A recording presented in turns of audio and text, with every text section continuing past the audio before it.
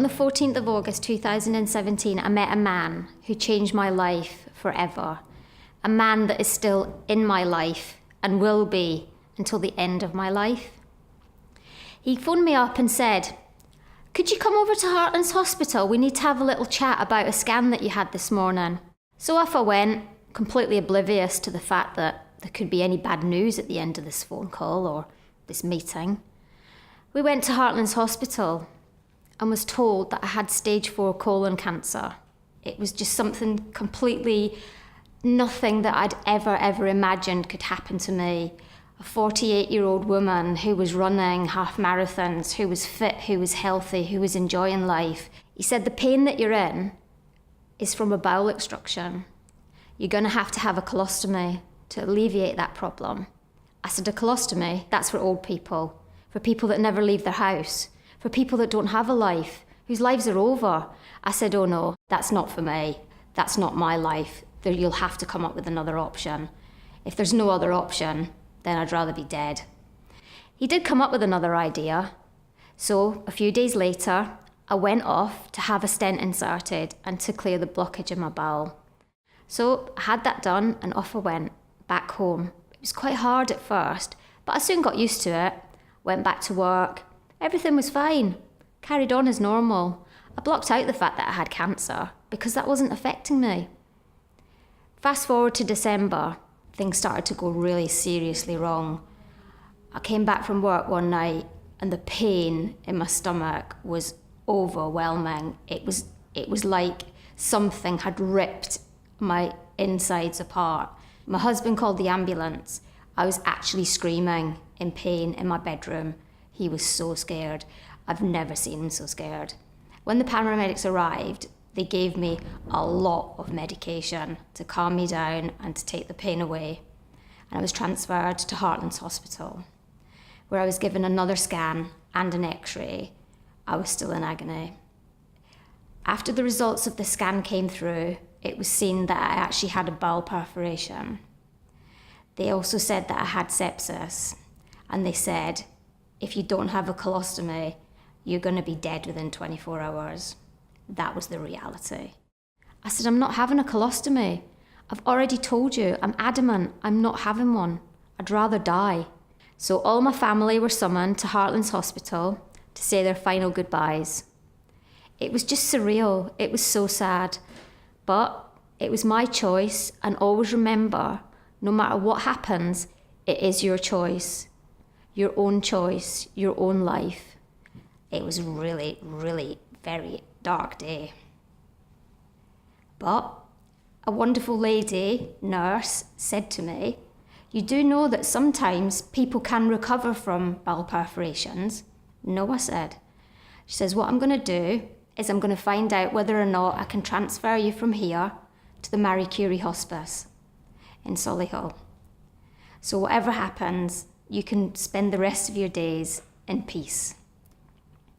When I arrived at the hospice, the staff there were angels.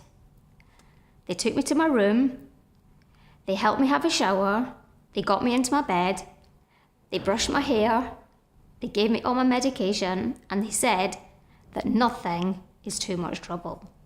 I thought, well, you know what? This is not a bad place to end their life. My family came to see me. They even brought my dog. It was just a happy time, even though that the circumstances weren't.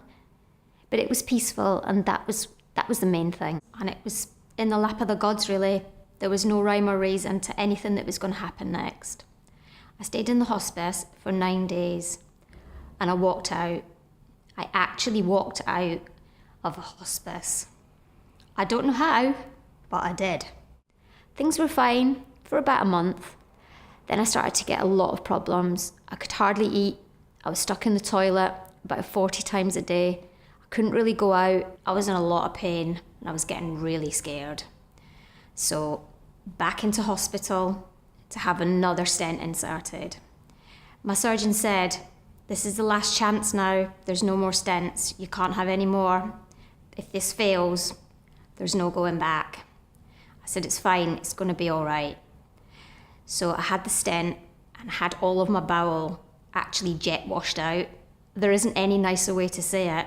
That's what happened. That poor surgeon, I think he needed a hazmat suit. It wasn't nice. So I recovered.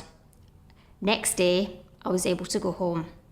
When I got home, I thought, something's not right. I was getting thinner and thinner. I could hardly eat.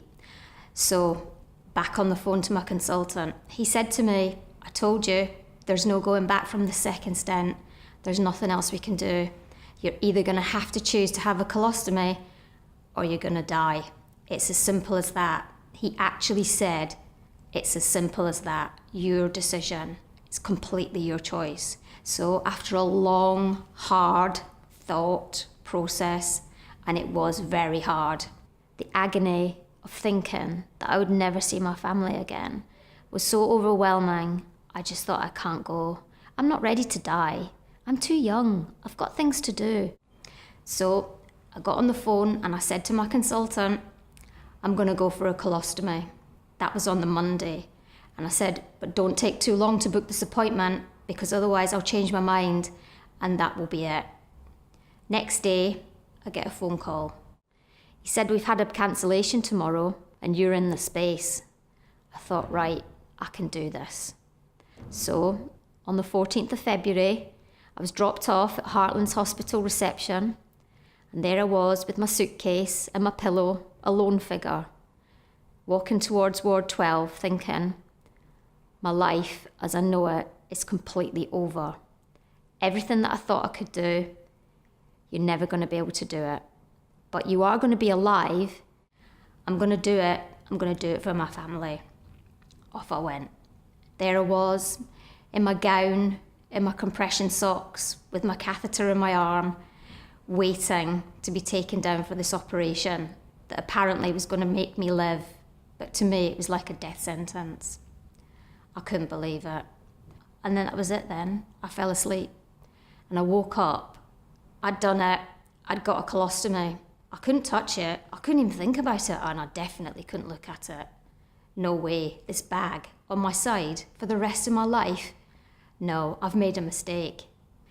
Back in the ward, I just thought to myself, why? Why me? It's not fair. But then I thought, well, this is your life. You're going to have to get on with it. Stop moaning, stop crying. You're still alive. Your family are going to see you in a minute. But then I thought, I'm going to have to deal with this bag. How am I going to deal with this bag? So the stoma nurse, she came along and she said, come on now, we've got to get you out of this bed. I said, I can't get out of this bed. How can I move? I can't even get up. She says, well, you'll have to get up sometime. So sometime is now. Off we went to these toilets to change this colostomy bag. I was like, how can you touch it? I can't touch this. I can't even look at it. My hands were shaking. I was crying. She said, it's your life now, but you're going to be able to do it and you're going to be able to move forward. I didn't think I could, but I had to. I had to be brave. I had to be strong. I had to get out of this room. I had to get out of this bathroom. I had to live my life. So, with a lot of encouragement, I got to have to touch this colostomy bag for the first time. It was just unbelievable. How could this be a thing? But then, slowly but surely, I thought, no, I can do this. Just think about it like everything else you've done in your life. Just think of it as a challenge. Think of it as something that's going to be beneficial and that once you get to grips with it, it's going to be fine. You're going to be able to do other things. You're not going to be stuck at home wondering where the next toilet is. I can do this, I thought. I can do this. So then the next day, back in the toilet with all my colostomy supplies, I thought, what am I doing? But I just followed what she said, took it step by step, and I managed to do it. My hands were actually shaking. I was crying. But I did it because I knew I had to. A few days later, I was discharged. Back home, on your own. You're not really on your own though, because when you think about it, there's hundreds and hundreds of people having colostomies every single day. Not just because they've got cancer, because they've had an accident and they've woken up and they've got a colostomy. They didn't have a choice. It just happened. and they've had to deal with it. And there's people with the most terrible diseases like Crohn's and colitis that have got ileostomies and colostomies. They can do it. They're living their lives. I thought to myself, I can do that. I can have a life. This is the start. This could be a great start for me. Well, it was very slow progress. My husband of 25 years, he doesn't take no for an answer. So when he said, it's time to get out the house, we have to move, we have to walk, I was like, it's not possible. It's freezing outside. I can't do it. It's impossible. He doesn't take any notice. So he just got my feet, pushed them in my trainers. I couldn't even bend down. He laced up my shoes, put on my coats, hats, scarves, gloves, and basically just pulled me out the door. I said, where are we going? He said, top of the lane. I said, I can't make it all the way up there. It's too far. It was as if it was 100 miles away. In reality, it's like a 2-minute walk now. So off I went. Tortoises were actually burning past me. I was so slow. I could hardly move. How is it possible? I was running half marathons a couple of months ago. Well, off we went, very slowly, to the top of the lane. I thought, when I get to the top, I've got to go all the way back. He said, yes, you will, because otherwise you'll have to sleep outside. I thought, this isn't possible. But you know, I made it to the top, and I had to make it all the way back home, which I did. And then he said, so tomorrow we'll go a little bit further. After about a week, we'd made it about halfway round the block. The excitement was just overwhelming. Got back home and I said, right, I can do this. I can actually do this. So, slowly but surely, we did make it all the way around that block. It's 1.6 miles. We still do it regularly. But now we laugh and we say, do you remember that first day? I do, so vividly. We'll never ever forget it, but we'd laugh because it's part of the journey and part of the story. And it shows that you can make change and you can move forward. Like me, I was so adamant that there's no way that I could ever live with this colostomy bag. But after a while, you just get used to it. It just becomes second nature. We don't even call it a colostomy bag. We just call it Beryl. It's Beryl. And she's a person. And I speak to her and I tell her every day how grateful I am that she's kept me alive for all this time when really I should have been dead. But I'm not. And I'm living a life. An actual life. A life where I can choose. I can go outside. I even work part-time for cancer research. How amazing is that? I never thought it'd be possible to go on holiday or enjoy myself or go dancing or wear the clothes that I want to wear. But you see, this is the thing. It's the fear of the unknown. So for anyone out there who's scared, and it's totally terrifying and unknown, don't be scared because you're not alone. There's about 150,000 people in the United Kingdom that have a colostomy or an ileostomy. There's a massive support network out there.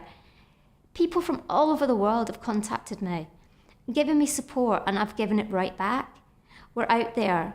We're ostomates. Yeah, we might be different, and we might have a bag, but it doesn't mean that we can't live our life. We're all living a life. Positive lives. Life's just full of joy, and you probably don't even know. They're teachers, they're doctors, they're firefighters, they're policemen, they're mums, they're dads, brothers and sisters. They're all ages. They're young people. There's even babies and children. They're living a good life with a colostomy, and you can live a good life too. A really good life.